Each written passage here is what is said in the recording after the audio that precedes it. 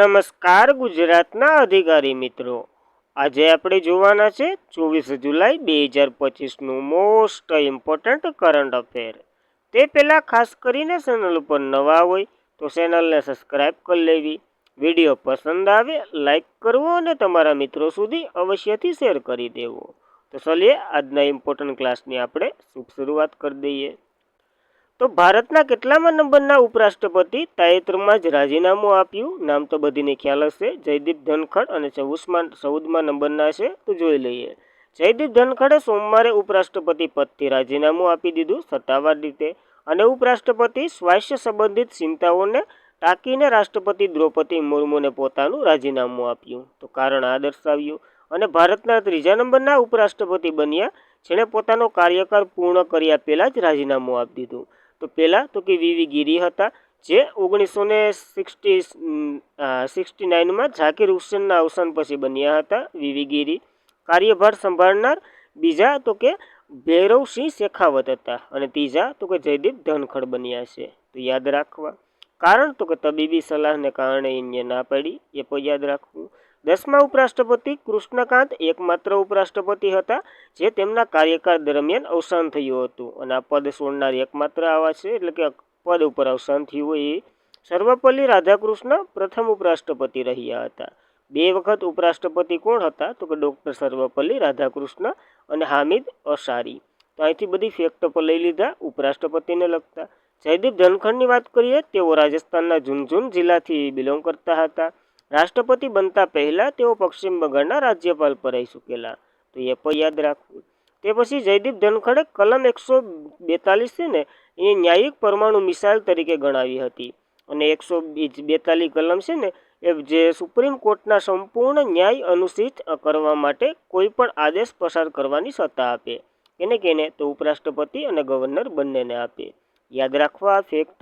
જ્યારે ઉપરાષ્ટ્રપતિનું બંધારણમાં શું સ્થિતિ છે એની વાત કરીએ. આર્ટિકલ નંબર 63 ઉપરાષ્ટ્રપતિનું પદની વાત કરેલી છે. 160 રાષ્ટ્રીય સભાના સભાપતિ બને હોદ્દાની રૂએ. આર્ટિકલ 65 કાર્યકારી રાષ્ટ્રપતિ બને. આર્ટિકલ 66 ચૂંટણી અને શરતો આપેલી છે. આર્ટિકલ 67 એનો કાર્યકાળ આપેલું છે. અહીંયા જ બધી રાજીનામાની વગેરે વાત કરી. જે આપણે વાત કરીએ તો બંધારણના 67 એક ક્લોક મુજબ એને રાજીનામું આપ્યું. આર્ટિકલ 68 આકસ્મિક રીતે પદ ખાલી થાય. આર્ટિકલ 69 શપથ એના લેવાના. જે કોણ લેવરાવે? રાષ્ટ્રપતિ લેવરાવે. તો આ બધી ફેક્ટો યાદ રાખવા આપણને. ત્યારબાદ તાજેતરમાં જ કઈ બેંકે નેટ ઝીરો બેન્કિંગ એલાયન્સમાંથી બહાર થઈ ગયું છે? તો HSBC. HDFC નથી, SSBC છે. તો ખાસ આ ડિફરન્સ ન કરવો. જુલાઈ 2025માં વિશ્વની સૌથી મોટી બેન્કિંગ સંસ્થાઓમાંની એક SHBC, એનું ફૂલ ફોર્મની વાત કરીએ, હોંગકોંગ શાંઘાઈ બેન્કિંગ કોઓપરેશન, જે નેટ ઝીરો બેન્કિંગ એલાયન્સમાંથી બહાર થઈ ગઈ. અને આબોહવા પ્રત્યે સભા, ગ્રાહક અને હિસ્સેદારોના તરફથી આકરી ટીકા, જે વિશ્વની સૌથી મોટી ઉદ્યોગ જૂથ છે, જે બેંક પ્રથાઓના આબોહવા લક્ષ્ય રેખિત કરવા અને આ વગેરેથી કારણોથી પીડાઈ રહી હતી આ બેંક, એટલે નીકળી ગઈ. નેટ ઝીરો શું છે? બેન્કિંગ એલાયન્સ શું છે? તો આ બેંકોનું એક જોડાણ છે જે સંયુક્ત રાષ્ટ્ર પર્યાવરણ કાર્યક્રમના નાણાકીય પહેલ દ્વારા બનાવવામાં આવ્યું છે. અને આ તો કે આબોહવા પ્રત્યે એવી રીતના કાર્ય કરે જેથી નેટ વધુમાં વધુ નેટ ઝીરો રહે. અને આનું લક્ષ્ય પણ છે 2025 સુધી બેંકો એવી રીતના રોકાણ કરે કે નેટ ઝીરોમાં પૈસા જાય અને આને હાંસિલ કરી શકાય. આનો ઉદ્દેશ્ય નેટ ઝીરોનું લક્ષ્ય પ્રાપ્ત કરવાનું છે. આની સ્થાપના 2021માં થઈ હતી. ભારતની કોઈ પણ બેંકો આનું સભ્ય નથી નેટ ઝીરોનું. તો ખાસ ઇમ્પોર્ટન્ટ ધરાવે, યાદ રાખવું. ત્યારબાદ ફિડે મહિલા વર્લ્ડ કપ સેમીફાઇનલમાં પ્રવેશ કરનાર પ્રથમ ભારતીય મહિલા કોણ બન્યા? તો કોનેરુ હમ્પી બન્યા છે આપણા ગ્રાન્ડ માસ્ટર. તો ફિડે મહિલા chess world cup 2025 Koneru Humpy Georgia Batumi સેમીફાઇનલમાં પહોંચનારી પ્રથમ ભારતીય મહિલા બની છે, અને ઇતિહાસ રચ્યો છે. તો યાદ જ રાખવા. હમ્પીએ ક્વાર્ટર ફાઇનલમાં ચીનના યોસુકિંગને હરાવ્યા હતા. તો આ એટલું ઇમ્પોર્ટન્ટ નથી, પહોંચનારનું નામ યાદ રાખજો. ફિડે મહિલા વિશ્વકપ આ મહિલા વિશ્વ ચેસ ચેમ્પિયનશિપ ક્વોલિફાઇનલ ટુર્નામેન્ટ છે, જે દર 2 વર્ષે યોજાય છે, અને 2021થી જ આની શરૂઆત થઈ હતી. યાદ રાખવું. 2025ની આવૃત્તિ જોર્જિયાના બાટુમી શહેરમાં રમાઈ હતી, અને ત્યાં જ આવો રેકોર્ડ થયો. આમાં ભારતની 9 મહિલાઓએ ભાગ લીધો હતો. તો એ પણ યાદ રાખવું. કોનેરુ હમ્પીની વાત કરીએ તો આંધ્રપ્રદેશના છે, ભારતના 7મા ગ્રાન્ડ માસ્ટર છે. 2003માં એના પ્રતિષ્ઠિત માટે એને અર્જુન પુરસ્કાર અને 2007માં પદ્મશ્રીથી પણ સન્માનિત છે. તો યાદ રાખવા આ નામિત મહિલા. ત્યારબાદ લક્ષદ્વીપના બિન્દ્રા ટાપુ પર ભારતનું કેટલામું નૌકાદળ મથક નખાશે? તો 3જું નખાશે, કારણ કે લક્ષદ્વીપમાં 2 તો ઓલરેડી કાર્યરત છે. તો લક્ષદ્વીપમાં કોનેરુ એટલે કે કોલર ટાપુ પર કોલરથી બનેલું, કોલર ટાપુ એ પરવાળા ને એ બધી તમને ખ્યાલ જ છે. બિન્દ્રા આઇલ્સની વાત થઈ રહી છે. આ જગ્યાએ ભારતની નૌકાદળનો બેઝ બનાવવામાં આવી રહ્યો છે, જે લક્ષદ્વીપમાં ભારતનું 3જું નૌકાદળ મથક બનશે. પહેલું કરવતીમાં છે, કરવતી લક્ષદ્વીપનું કેપિટલ પર છે અને તેનું નામ INS દ્વિપક્ષ છે. બીજું મિનિકોયમાં છે અને તેનું નામ INS જટાયુ છે. તો નામ પર યાદ રાખવા. હવે 3જું બિન્દ્રા ટાપુ પર બનાવી રહ્યા છે, કારણ કે સંરક્ષણને પછી ધ્યાન દેવું ને. આ બેઝ વ્યવહારાત્મક રીતે મહત્વપૂર્ણ દરિયાઈ માર્ગો જંકશન પર સ્થિર હશે, જે ભારતને હિન્દ મહાસાગર ક્ષેત્રમાં તેમની દરિયાઈ હાજરી વધારવામાં મદદ કરશે. તો ખાસ ઇમ્પોર્ટન્ટ ધરાવે 3જું મથક નખરી રહ્યા છે. ત્યારબાદ આ ડિગ્રીઓ ઘણીવાર પૂછી લીધું. 8 ડિગ્રી ચેનલ મિનિકોય અને માલદીવને અલગ કરે છે. 9 ડિગ્રી ચેનલ લક્ષદ્વીપ અને મિનિકોયને અલગ કરે છે. 10 ડિગ્રી ચેનલ આંદમાન અને નિકોબારને અલગ કરે છે. મોટાભાગે કેપિટલનો અથવા તો આ ડિગ્રીમાંથી જ પ્રશ્ન આવે, તો એ પણ યાદ રાખવું. ત્યારબાદ રશિયાના ઉર્જા ક્ષેત્રમાં લક્ષ્ય બતાવની કઈ ગુજરાતની રિફાઇનર એટલે ભારતમાં કાર્યરત છે? એ રિફાઇનર છે એને યુરોપિયન યુનિયને પ્રતિબંધ કરી દીધું છે. તો નાયરા રિફાઇનરી છે ને, જે તેલ ઉત્પાદન અથવા તો પેટ્રોલિયમ સાથે સંકળાયેલી છે. તો ભારતમાં એક રશિયન ઉર્જા ઉત્પાદક કંપની આંશિક માલિકી રિફાઇનરીને ઉત્પાદન વેચાણ માટે શરતો કડક કરી દીધી. અને ગુજરાતના વાડીનારની એક કંપની છે, જે મોટાભાગે ગુજરાતમાં વધારે કાર્યરત છે, કારણ કે રોજનેટ એક એશિયન રસની કંપની છે અને એનો હિસ્સો આમાં 49.13%, એટલે એક્ઝેક્ટ 50% જેટલો આનો ફાળો છે. એટલે રશિયા અને યુક્રેન વચ્ચે જે હુમલાઓ અને બધી થાય છે, એમાં યુકેનું કહેવું એવું છે કે આ બધી રશિયાની જે કંપનીઓ છે એ બધીને બંધ કરો અને એનો હિસ્સો ઓછો કરો. પછી જે દેશમાં વધારે પડતી કાર્યરત હોય એ દેશ સાથે વેપાર બંધ કરો ને એવી બધી વાતો હાલે છે, એ બધી છે. આના લીધે સમસ્યા શું થાય? તો કે યુરોપિયન યુનિયનના દેશો વેચી શકતું નથી, એટલે કે તેલ વેચી શકતા નથી, કારણ કે અમારી નિકાસ પર અસર પડે છે એટલા માટે. નાયરા એનર્જી લિમિટેડની વાત કરીએ, 2008માં આવી હતી. પહેલાં એક્સ્ટ્રા ઓઇલના નામે ઓળખાતી હતી. તમે જોયા જશો, અટાણે હાલ લગભગ મોટાભાગે આ પેટ્રોલ પંપ બંધ જ છે. ભારતમાં ઘણી જગ્યાએ પેટ્રોલ પંપ છે અને ચીન પછી ભારત રશિયન ક્રૂડ ઓઇલ સૌથી મોટી આયાતકાર દેશ છે. તો ખાસ એટલા માટે આપણે મહત્વનું ગણાય. ત્યારબાદ અમદાવાદમાં એક મોટું શું કહેવાય વિસ્ફોટ થઈ ગયો. અમદાવાદ એમ્સે બસો માટે ભારતનું પ્રથમ on route solar electric charging station બનાવી દીધું. હવે ઓન રૂટ એટલે તો તમને ખબર, રસ્તામાં ગમે અહીંયા કેમ પેટ્રોલ પંપ આવતો હોય એવી રીતના ચાર્જિંગ સ્ટેશનો આવશે, જે ગાડી અથવા બસો, આમાં બસો મૂકવાની છે, ભલે ઇમેજમાં ગાડી દેખાતી હોય, બસો મૂકીને ચાર્જિંગ કરી લેવાનું. તો 19 જુલાઈ 2025ના રોજ મુખ્યમંત્રી ભૂપેન્દ્ર પટેલે ઉદ્ઘાટન કરી નાખ્યું. આ charging station 240 kilovolt, 180 kilovolt 2 powerful charging અને 120 કિલોવોલ્ટ સોલાર પાવર સિસ્ટમ સ્થાપિત છે. પ્રથમ સોલાર ઉપર હાલતું ચાર્જિંગ સ્ટેશન છે, એટલા માટે મહત્વનું.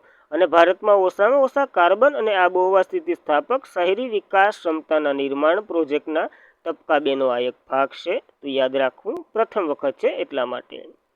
ત્યારબાદ કઈ બેંકને 2025 માટે વિશ્વની શ્રેષ્ઠ ગ્રાહકોની બેંક થઈ છે? તો SBI થઈ. કેવી રીતના થઈ એ મને કંઈ ખબર નથી પડતી.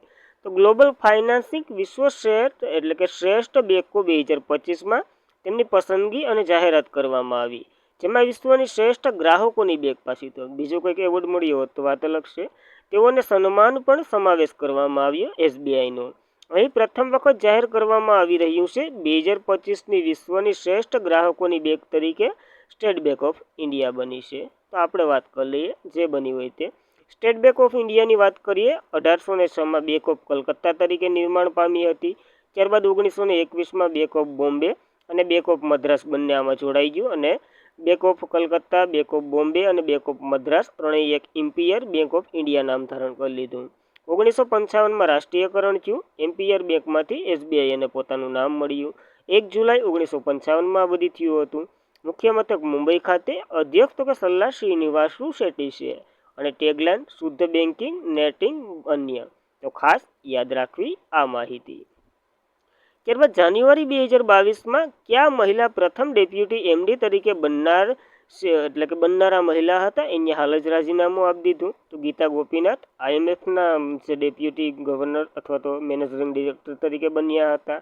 તો ભારતીય અમેરિકન અર્થશાસ્ત્રી ગીતા ગોપીનાથ જે ઇન્ટરનેશનલ મોનિટરી ફંડના પ્રથમ ડેપ્યુટી મેનેજિંગ ડિરેક્ટર હતા, જેણે હાલ રાજીનામું આપી દીધું. અને આ IMF કંઈ ઓછું નથી, એનું ફૂલ ફોર્મ PSIમાં પૂછાઈ ગયું, તો એ મુજબ ક્વેશ્ચન આવતા જ હોય તો યાદ રાખવા. IMFએ સોમવારે નિવેદન જણાવ્યું, આંતરરાષ્ટ્રીય નાણાકીય ભંડોળ નંબર 2 અધિકારી ગીતા ગોપીનાથ ઓગસ્ટના અંતમાં હાર્વર્ડ યુનિવર્સિટીમાં પાછા ફરી રહ્યા છે, એટલે એનું પદ છોડી રહ્યા છે. અને 2019માં IMFમાં મુખ્ય અર્થશાસ્ત્રી તરીકે જોડાયા હતા. અને આ બનનાર પર પ્રથમ ભારતીય મહિલા અથવા તો પ્રથમ મહિલા બની હતી. ત્યારબાદ જાન્યુઆરી 2022માં તેઓ પ્રથમ ડેપ્યુટી MD તરીકે બઢતી મળી હતી. એમાંય પ્રથમ હતા, આમાંય પ્રથમ છે. IMFની વાત કરીએ, international monetary fund, full form ગોખી લેવાનું. 1 જુલાઈ 1944માં આની રચના થઈ હતી. 191 સભ્ય છે. સેલો બન્યો હતો લિક્રેસ્ટ્રાય 2024માં. મુખ્ય મથક વોશિંગ્ટન DCમાં. MD Kristalina Georgieva. અને હાલ તો હવે કોઈ નથી ડેપ્યુટી, હશે ઓગસ્ટ સુધી, તો યાદ રાખવા MD ગીતા ગોપીનાથ છે. અને વર્લ્ડ ઇકોનોમી આઉટર રિપોર્ટ, વૈશ્વિક નાણાકીય સ્થિતિસ્થાપકતા અહેવાલ અને ફિક્સિંગ મોનિટરી, આ વગેરે રિપોર્ટો બહાર પાડે, તો એ રિપોર્ટો પણ યાદ રાખવા. ત્યારબાદ કઈ પંચાયત એપ ડિજિટલ ગવર્નન્સ માટે વેસ્ટ સેમ્પ એટલે કે ચેમ્પિયનશિપ એવોર્ડ 2025 મળ્યો છે? તો મારી પંચાયત છે ને એને મળ્યો છે આ એવોર્ડ. તો ભારતની મેરી પંચાયત મોબાઈલ એપ્લિકેશનને સાંસ્કૃતિક વિવિધતા અને ઓળખ, ભાષાકીય વિવિધતા અને સ્થાનિક સામગ્રી શ્રેણી હેઠળ વેવ્સ પ્રાઇઝ 2025 ચેમ્પિયનશિપથી નવાજવામાં આવ્યું છે. રાષ્ટ્રીય માહિતી કેન્દ્રના સહયોગથી આ પંચાયતી રાજ મંત્રાલય દ્વારા વિકસાવવામાં આવેલ એક એપ્લિકેશન છે, જે ગ્રામીણ ભારતમાં ગ્રામીણ શાસન અને ડિજિટલ ભાગીદારીને મજબૂત બનાવે છે. આ એવોર્ડ ઇન્ટરનેશનલ ટેલિકોમ્યુનિકેશન યુનિટ દ્વારા આયોજિત સ્વિટ્ઝરલેન્ડના જીનીવામાં આપવામાં આવ્યો છે, તો મહત્વનો ગણાય અને મેરી પંચાયતને મળ્યો છે, યાદ રાખવું. ત્યારબાદ ભારત યુરોપિયન ફ્રી ટ્રેડ એસોસિએશનના સોદા ક્યારથી અમલ આપશે? તો 1 ઓક્ટોબરથી આ અમલ કરી દે. હવે ફ્રી ટ્રેડ એટલે કે ફ્રી ટ્રેડ સોદો અથવા તો કરાર એટલે હું, તો તમે આપણે કેમ રિલેટિવ હોય, દુકાને ગયા હોય ને રિલેટિવ હોય તો થોડોક ભાવ ઓછો કરી નાખીએ, એવી રીતના. નકર આયાત નિકાસ ઉપર જે લેવાતું હોય એ ટેક્સ તો લેવાય જ. સમજી લઉં કે હું સીન મેરેથી મારો માલ આવતો હોય જતો હોય તો 10 રૂપિયા લેતો હોય, તો આપણે બે કુટુંબના છે તો ભાઈ તને 7 રૂપિયા લઈ આ મારું નફો કાઢી નાખું, એવી રીતના હોય. નકર ફ્રી ટ્રેડ એટલે મફતમાં નહીં, એવું ક્યાંય ન સમજતા. હવે વાણિજ્ય અને ઉદ્યોગ મંત્રી પિયુષ ગોયલે 19 જુલાઈના રોજ જાહેરાત કરી હતી કે યુરોપિયન ફ્રી ટ્રેડ એસોસિએશન સાથે ભારતનો મુક્ત વેપાર કરાર 1 ઓક્ટોબર 2025થી અમલમાં આવશે.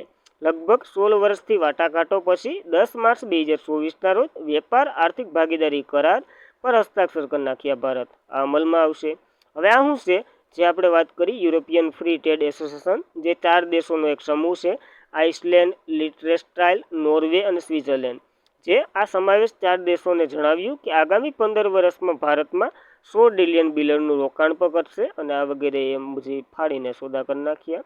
આ 4 દેશો, સ્વિટ્ઝરલેન્ડ ભારતનો સૌથી મોટો વેપાર ભાગીદારી દેશ છે, તો એને અલગથી યાદ રાખવો. ત્યારબાદ કઈ રાજ્ય સરકારે ડેરી ક્ષેત્રને પ્રોત્સાહન આપવા માટે દૂધ સબસિડી યોજના શરૂ કરી છે? તો આસામ સરકારે શરૂ કરી, 1 લીટરે 5 રૂપિયા આપશે. તો આસામ સરકારે રાજ્યમાં ડેરી ક્ષેત્રે પ્રોત્સાહન આપવા માટે ખેડૂતોને પ્રતિ લીટર દૂધ 5 રૂપિયા સબસિડી આપવાની યોજના ધરાવે છે. મુખ્યમંત્રીના મતે આ યોજના ખેડૂત ઉત્પાદક વધારો, તેમની આવક વધારો, ગ્રામીણ વિકાસ, ડેરી ક્રાંતિ લાવવી વગેરે મુદ્દા આપ્યા. સત્તાવાર સૂત્રોએ જણાવ્યું, આ પહેલ રાજ્યના 20,000થી વધુ ડેરી અથવા તો ખેડૂતોને લાભની અપેક્ષા છે, યાદ રાખવું. આસામે શરૂ કર્યું એની વાત કરીએ, કેપિટલ દિસપુર, CM હેમંત બિસ્વ શર્મા અને સરકાર લક્ષ્મણ પ્રસાદ આચાર્યની છે. તો ખાસ આ ઇમ્પોર્ટન્ટ માહિતી યાદ રાખવી.